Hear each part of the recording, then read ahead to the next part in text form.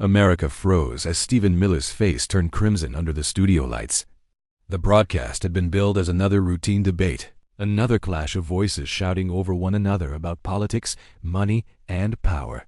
But in a single breath, Congresswoman Jasmine Crockett transformed the evening into something else entirely. She leaned forward, her voice steady, calm, deliberate, and dropped a revelation so personal, so unexpected, that the entire auditorium seemed to gasp as one. "Maybe," she said, her eyes never leaving Miller's trembling frame. "You're so defensive about Elon Musk because you can't separate his power from the fact that he once took something far more personal from you, even your own wife." The words hit like a thunderclap. For a moment, time itself seemed to hold. The cameras caught it all, Miller's lips parting in disbelief, his body stiffening, the desperate flash of anger in his eyes. Audience members shifted in their seats, craning forward, whispering to one another. A single cough echoed in the silence before the murmurs turned into a wave of gasps and muffled exclamations. Miller's hand twitched toward the microphone, but his mouth moved without sound. His chest rose and fell with quick, shallow breaths, the carefully cultivated mask of calm strategist splintering live on air. Crockett, meanwhile, did not flinch. Her posture was relaxed, her gaze sharp, her words hanging in the air like an arrow lodged in the target. The moderators exchanged nervous glances, unsure whether to intervene or let the spectacle unfold. One could almost hear the producers in the control room panicking, cutting between camera angles, zooming in on Miller's cracking expression, then back to Crockett's steady resolve. In that charged silence, the balance of power shifted. For years, Miller had thrived on being the aggressor, the one who rattled opponents and commanded the spotlight with venom. But in that instant, it was Jasmine Crockett who held the stage, and Stephen Miller who looked cornered, exposed, undone.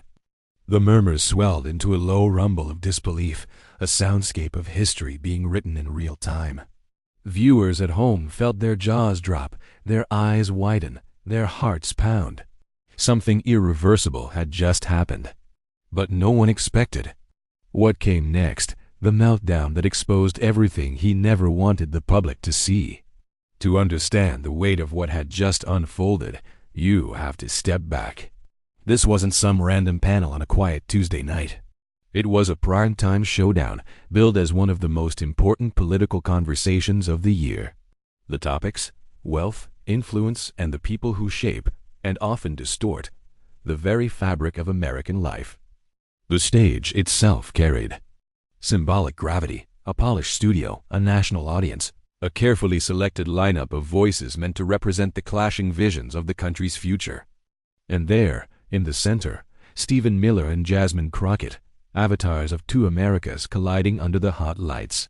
Miller came into the evening carrying his usual armor.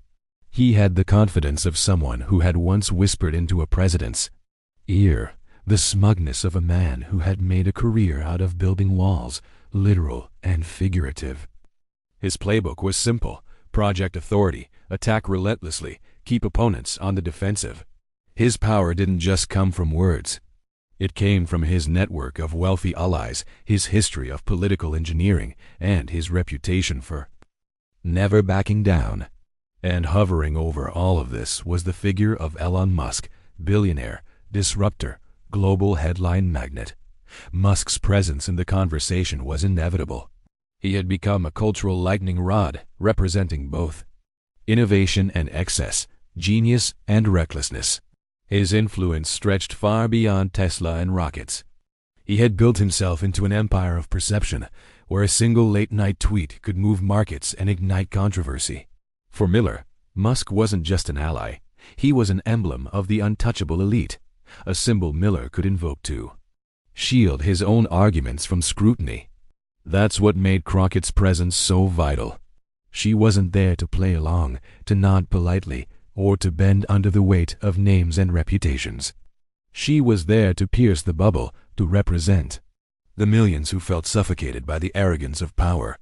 Every word she spoke carried the energy of people who had been told they were too small to matter, too different to belong, too powerless to challenge the machine. And Crockett knew something that Miller underestimated.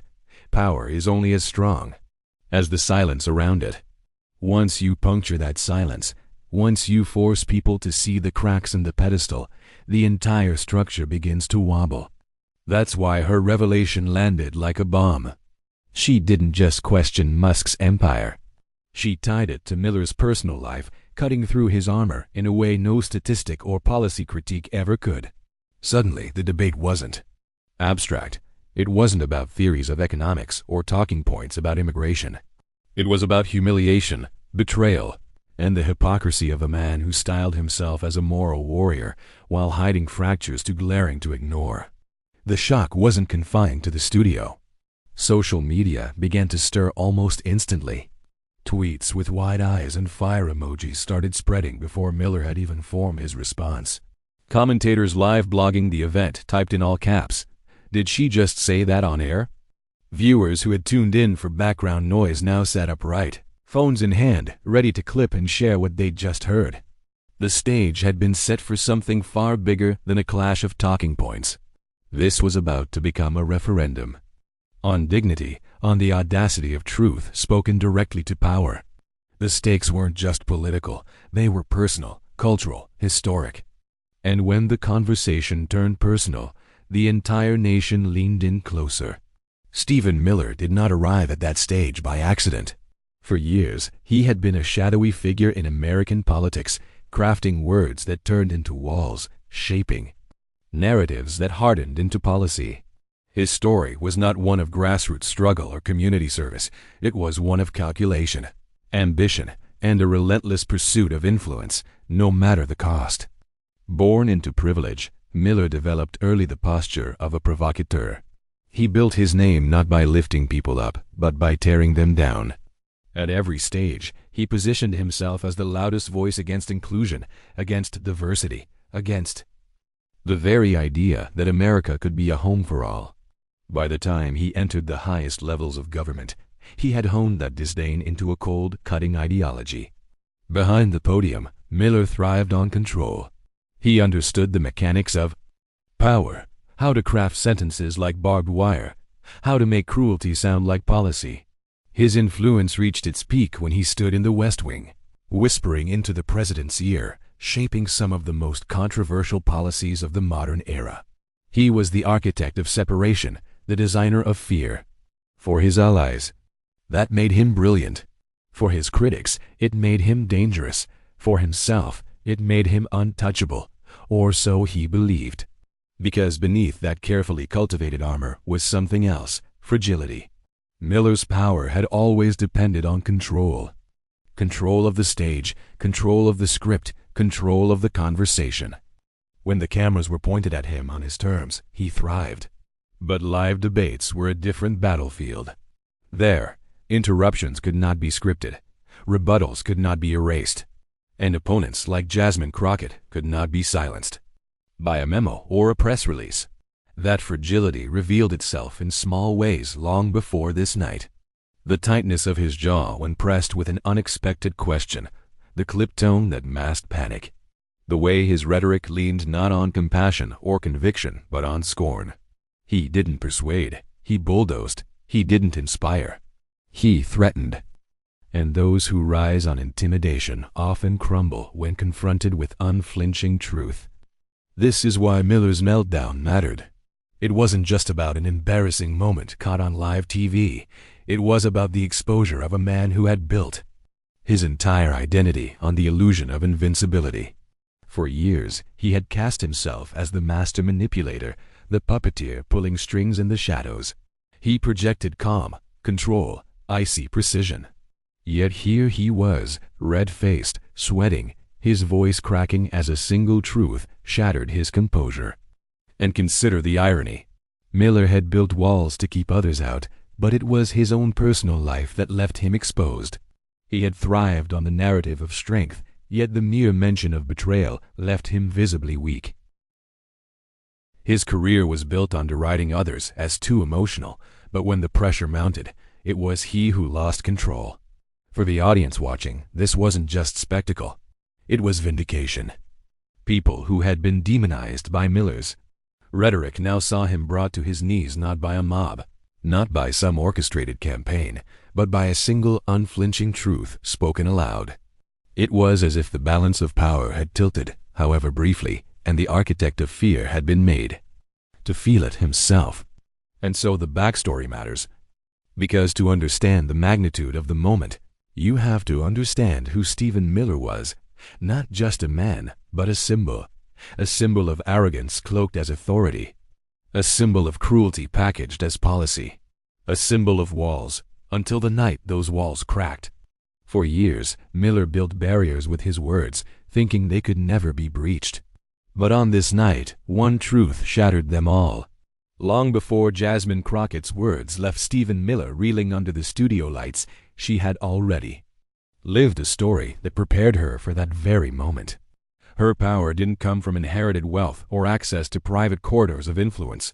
It came from the grit of a woman who knew what it meant to fight, to push, to carve out space in rooms that weren't designed for her presence.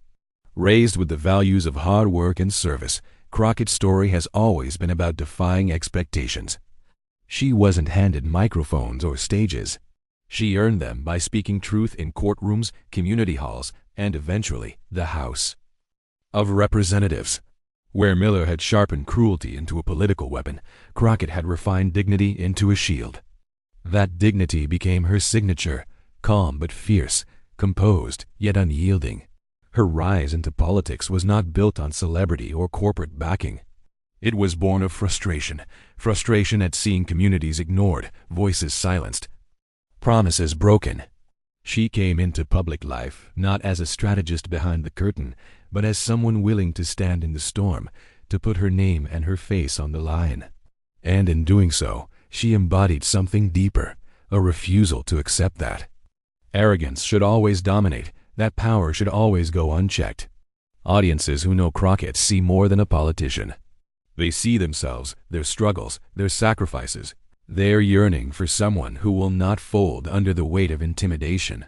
For immigrants, workers, and young people watching, she became proof that resilience can stand against privilege. She was not the loudest voice in every room, but when she chose to speak, people listened. And that listening came with admiration. Her opponents often underestimated her, mistaking composure for passivity, mistaking restraint for weakness. But that restraint was deliberate. Crockett knew the power of timing, the strength of holding fire until the exact right moment. And when that moment came, she delivered words with precision that could slice through the thickest layers of bluster. This is what made her clash with Stephen Miller so riveting. On one side, a man defined by endless walls of rhetoric, armored in arrogance. On the other, a woman defined by her ability to stay rooted, to wield calmness like a weapon, to expose hypocrisy not with screaming, but with undeniable truth. And her roots mattered here. They grounded her. While Miller's career was stitched together by proximity to power, Crockett's was shaped by connection to people. She carried stories of families torn apart, of children denied dignity, of communities that refused to be erased. Each of those stories lived within her, a reminder that she wasn't just speaking for herself on that stage.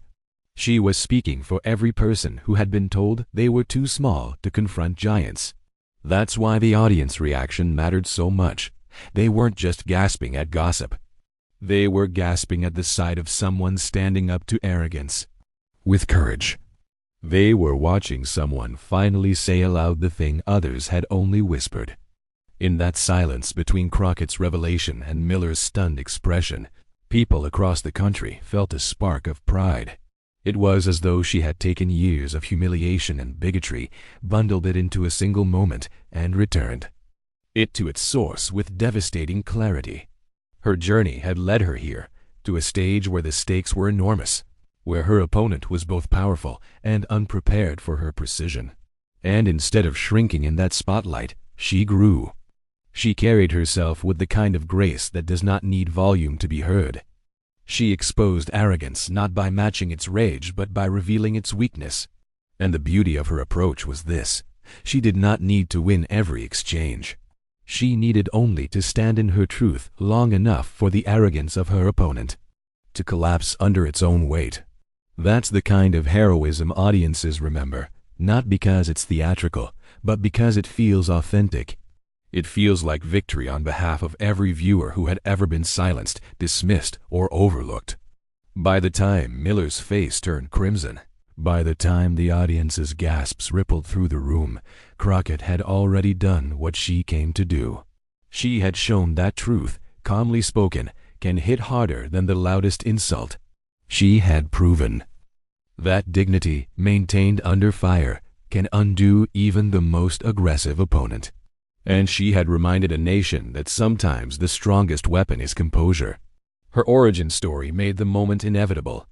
Every courtroom fight, every speech, every confrontation with arrogance, all of it led here. And when the cameras rolled, her calm precision would slice through the chaos. The temperature in the room rose by the minute. Stephen Miller, once the unflappable master of scripted cruelty, was unraveling before millions. His eyes darted, his breathing shallow, his voice straining as he tried to regain the dominance he had long wielded. He barked interruptions, throwing out accusations as though sheer volume could erase the truth that had just been spoken. His tone was sharp, desperate, and defensive, the mask of control slipping further with every word. But Jasmine Crockett did not flinch.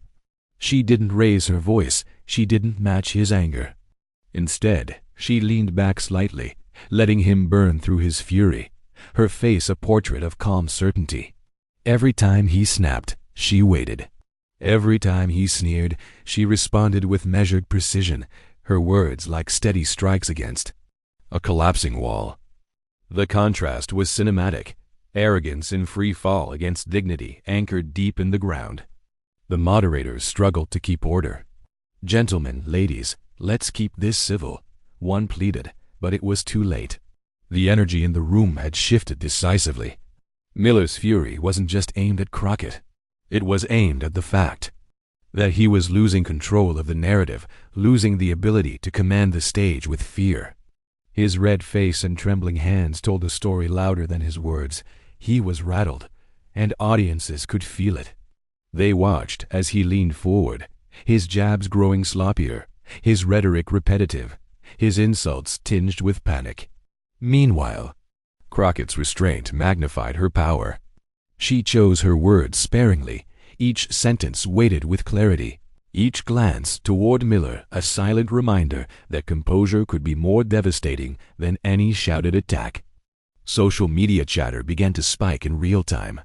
Clips of the exchange flooded onto timelines. Miller shouting over Crockett, Crockett waiting him out with that piercing calm. Comments rolled in. She's schooling him without saying a word. He's sweating bullets. This is the face of a man exposed. The more he tried to claw his way back into control, the deeper he sank into the image of a desperate man cornered. The audience in the studio felt it too. Some leaned forward, riveted by the spectacle. Others exchanged glances, suppressing grins as Miller fumbled. The murmurs grew louder with every failed attempt to regain his footing. What had started as a political debate was morphing into something far more primal, a test of character under pressure, and Miller was failing that test spectacularly. Through it all, Crockett's poise only grew sharper. She allowed him to exhaust himself, then cut in with devastating precision. Her voice carried not just words but conviction, the kind that made listeners sit straighter, nod unconsciously, feel the weight of truth land in their chests. Miller's bluster had always relied on opponents who faltered, who grew defensive under his barrage. But Crockett was not defensive. She was steady, unshaken, unmovable. And that was the turning point. The room, the cameras, the nation watching, all sensed it. Something monumental was building, a tension so thick it was almost visible in the air between them. The balance of power was no longer theoretical. It was unfolding live, moment by moment, with every stutter from Miller and every calm word from Crockett. The audience didn't know it yet, but they were seconds away from the revelation that would define the night. And then, with one line, she detonated the room. The room seemed to shrink as Jasmine Crockett leaned forward, her eyes locked on Stephen Miller.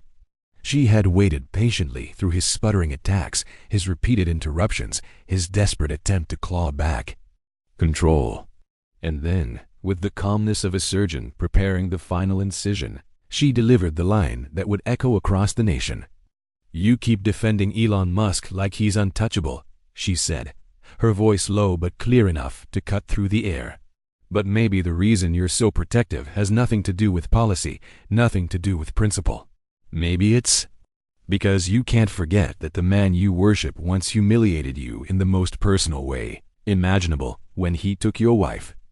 The silence that followed was deafening. Gasps rolled through the audience like a wave. Even the moderators froze, their prepared cards forgotten in their hands. One of the panelists coughed nervously, shifting in his chair as the weight of Crockett's words sank in. Stephen Miller's face turned a shade of red that seemed to radiate heat through the cameras. His mouth opened, then closed, then opened again, like a man drowning in front of millions. His fingers gripped the edge of the desk so tightly his knuckles blanched. That's a lie," he stammered, his voice cracking in a way it never had before on a national stage. "That's outrageous. How dare you?" But the damage was already done. His words were brittle, thin, hollow. Crockett didn't even flinch. She sat back, her expression calm, her tone unwavering. "Outrageous? What's outrageous is the way you prop up billionaires while everyday Americans suffer. What's outrageous is the hypocrisy of pretending you're a moral authority, while the man you defend so passionately dismantled the very dignity of your own home." The audience gasped again, some shaking their heads in disbelief, others covering their mouths. One woman in the front row muttered audibly, "Oh my God." The cameras caught it all: Miller's desperate denial, Crockett's unyielding composure, the visible shift in the room's energy. Miller tried again, raising his voice louder, his words tumbling over one another. "This is slander. This is beneath. She's lying. He stopped mid-sentence, realizing. His voice had cracked again, the sound thin, almost pitiful. The once feared political strategist looked small, rattled, unmoored. Crockett leaned in just slightly, her eyes narrowing, and delivered the coup de grace. "If it's a lie, then why does it hurt so much to hear it?" the crowd erupted. Some gasped, others laughed, and a few even applauded, their hands slapping together despite the moderator's frantic attempts to maintain control. One of the panelists, struggling to suppress a grin, looked down at his notes to avoid the cameras catching his reaction. The moderators shifted uncomfortably, torn between reining in the chaos and letting history unfold in front of them. Miller was unraveling in real time. He shook his head violently, his lips pulled back in something between a sneer and a grimace. "You're disgusting," he spat, his words uneven. "You're a liar, a disgrace." But even as the insults flew, it was clear to everyone watching, he had lost. His voice no longer carried power, it carried panic. His words no longer commanded respect, they revealed desperation. He was no longer the aggressor. He was the man on trial, and the verdict was already written in the faces of the audience. Crockett, meanwhile, remained the picture of poise. She didn't match his volume. She didn't trade insult for insult. Instead, she delivered truth with the gravity of someone who knew she wasn't just speaking for herself, she was speaking for millions who had been belittled, dismissed, or ignored by men exactly like Stephen Miller. And the moment stretched beyond the studio. Viewers across the country sat up straighter. Living rooms erupted into cheers, phones lit up as people clipped the exchange, rushing to post it online with captions like, "She ended him," and "History was just made." Within minutes, hashtags were already forming, spreading across platforms like wildfire. Miller, desperate to salvage himself, pointed a trembling finger at Crockett. "This is an ambush. This is personal. You don't belong here." And that, perhaps more than anything, sealed his fate, because the audience knew what they were seeing. A man who had spent his career building walls was finally trapped inside one of his own making. A man who had spent years attacking others. Dignity was now clawing to hold on to his own. Crockett tilted her head, her voice steady and cutting in its simplicity. The truth doesn't need permission to exist, Stephen. The line landed like a final hammer strike, clean and irreversible. Miller slumped slightly, his shoulders sagging, his eyes darting as though searching for an escape that wasn't there. In that moment, the battle was over. Not because Crockett screamed louder or swung harder, but because she had remained composed, precise, unshaken while her opponent crumbled. It was the kind of moment that doesn't just win debates, it rewrites narratives. It was dignity dismantling. Arrogance in real time, truth cracking through the armor of bluster. The moderators finally stepped in, fumbling for control, their voices shaky as they attempted to transition to the next question. But the damage had already been done. The cameras had captured what they needed, a man undone and a woman unbowed. And as the show staggered on, viewers weren't paying attention to the next question or the next talking point. They were replaying the moment, texting friends, typing furiously on social media. They were watching clips again and again, their jaws still open from what they had just seen. Because what happened that night wasn't just a debate. It was a revelation, a live, unedited glimpse of arrogance collapsing under the weight of its own hypocrisy. But what happened after the cameras stopped rolling sent shockwaves across the entire country. The broadcast may have ended, but the story was only beginning. The moment Jasmine Crockett's words sliced through the air, the country ignited. Within minutes, Twitter, TikTok, and Instagram lit up like wildfire.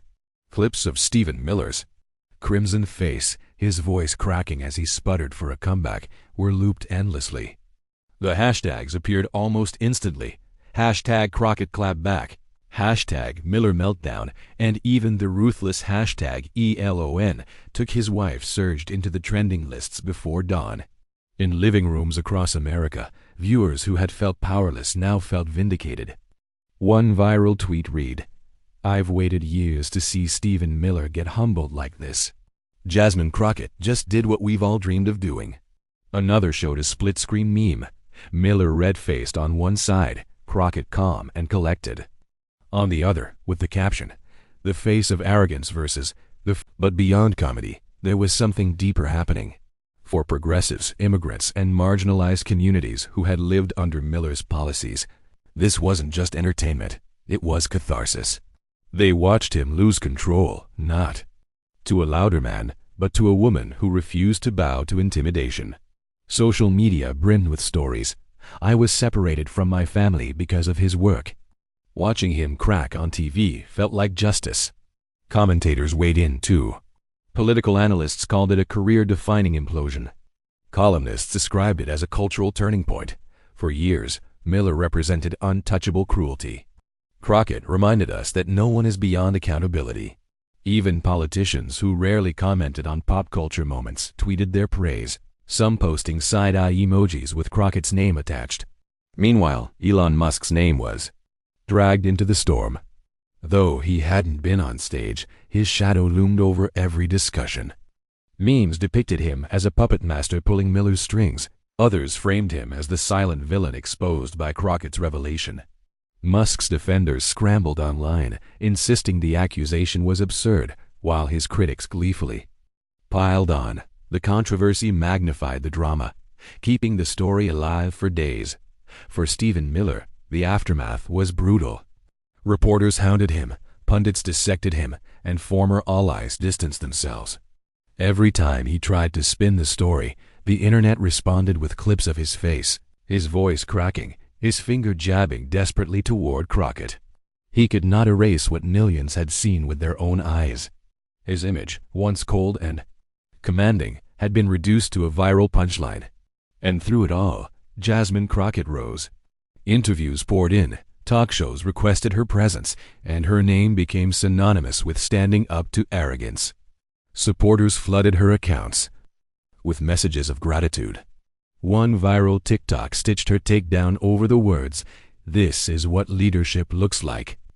She had become not just a participant in the debate, but the symbol of its legacy. What mattered most wasn't the memes or the hashtags, though those carried their own power. What mattered was the ripple effect, the feeling that justice had momentarily broken through. Ordinary viewers felt emboldened, validated, inspired. For once, dignity had not just survived the shouting match. It had won. And yet, as the nation laughed, tweeted, and replayed the moment, a deeper truth was quietly taking shape. The most powerful part of this story wasn't the takedown itself. It wasn't the memes or the hashtags, or even the humiliation of Stephen Miller. It was the lesson buried beneath the spectacle, the reminder of what happens when arrogance collides with unflinching truth. And that lesson was about to become impossible to ignore. When the laughter faded, when the hashtags cooled, and when the late-night comedians had moved on to their next punchlines, what lingered was something far greater than a viral moment. Jasmine Crockett's calm composure against Stephen Miller's fury had crystallized a truth that resonated deeper than politics, deeper than gossip, deeper even than scandal. It was a reminder that in the clash between arrogance and dignity, dignity always has the longer life. Miller had come to that stage armored in the confidence of privilege, a man who had shaped cruelty into law and wielded power as if it were his birthright. He believed he could talk over, bulldoze, and intimidate anyone placed across from him. For years, that arrogance worked. But on this night, with cameras rolling and millions watching, his facade shattered. And what the nation witnessed wasn't just a man losing his temper. It was the unraveling of a worldview built on bluster. Crockett, on the other hand, carried no such armor. What she carried was conviction, forged in years of representing the unheard, sharpened by the fire of standing up to systems stacked against her. She didn't need to shout. She didn't need to insult. Her strength came from her refusal to abandon dignity even when confronted with venom. In that refusal, she revealed something profound. Power built on arrogance crumbles when faced with truth spoken without fear. For the millions who had watched Miller's policies tear families apart, who had endured the sting of his rhetoric, the moment felt like justice made visible. It was a living reminder that no matter how untouchable someone appears, they are never beyond accountability. And for immigrants, for working families, for those who live with the daily weight of being dismissed or devalued, Crockett's stance was more than political theater. It was validation. It was proof that their voices, too, could one day bring arrogance to its knees. The moral was undeniable. Dignity is not weakness. Composure is not passivity. Truth, calmly wielded, is stronger than the loudest insult. And justice, even when delayed, has a way of arriving at the most unexpected moments, carried by those brave enough to stand unwavering. Crockett herself said it best in the aftermath. "I didn't come here to fight for myself. I came here to fight for the people who deserve to be seen and heard." In those words, she reframed the entire spectacle. This was never about humiliating Stephen Miller for sport. It was about exposing the hollowness of arrogance and uplifting the timeless principle that dignity cannot be destroyed by bluster. And so the lesson lived on. In classrooms, young people replayed the clip and saw courage. In homes, families who had once felt invisible found themselves nodding in recognition. On social media, the story became a rallying cry, not just for a political party, but for an idea, that no one should be silenced, that arrogance has an expiration date, and that truth has a way of cutting through even the thickest noise. In a world drowning in division, Crockett's composure offered something rare: hope. Hope that when faced with cruelty, dignity can stand tall. Hope that when power tries to bully its way forward, there will always be voices willing to resist. Hope that, in the end, arrogance cannot write the final chapter. And so, as the dust settled, what remained wasn't the scandal, nor the laughter, nor the trending hashtags. What remained was a moral clarity as sharp as Crockett's own words. In a world full of noise, dignity speaks louder than arrogance ever can. Stephen Miller going nuts wasn't just a meltdown, it was a revelation. For years, he carried himself as untouchable, a man who could sneer, condescend, and dominate without consequence. But in one moment, under the glare of studio lights, his mask slipped. What the world saw was not power, but fragility. Not confidence, but desperation. And what the world celebrated was Jasmine Crockett's unshakable dignity standing tall against it all. That's why this moment matters. It wasn't about gossip. It wasn't about spectacle. It was about a fundamental truth that echoes far beyond politics. Arrogance crumbles, but truth endures. Miller's meltdown may trend for days, but Crockett's composure will inspire for years. Because in that exchange, she reminded us all that strength doesn't come from volume, privilege, or bluster. Real strength comes from speaking truth when others try to shout it down. And here's where you come in. If you felt a spark of hope watching Miller unravel, if you felt a surge of pride seeing Crockett stand her ground, then you are part of this story too. Share this moment. Talk about it. Carry its lesson with you into every space where arrogance tries to dominate. Because the more we amplify dignity, the harder it becomes for arrogance to hide. Subscribe now, join this community, and add your voice to the growing chorus that believes in justice over cruelty, truth over lies, dignity over bluster. Together, we can make sure moments like this aren't rare, they become the standard. Because when truth is spoken boldly, no amount of arrogance, no amount of bluster, no amount of power can silence it. And that, more than anything, is the revelation worth remembering.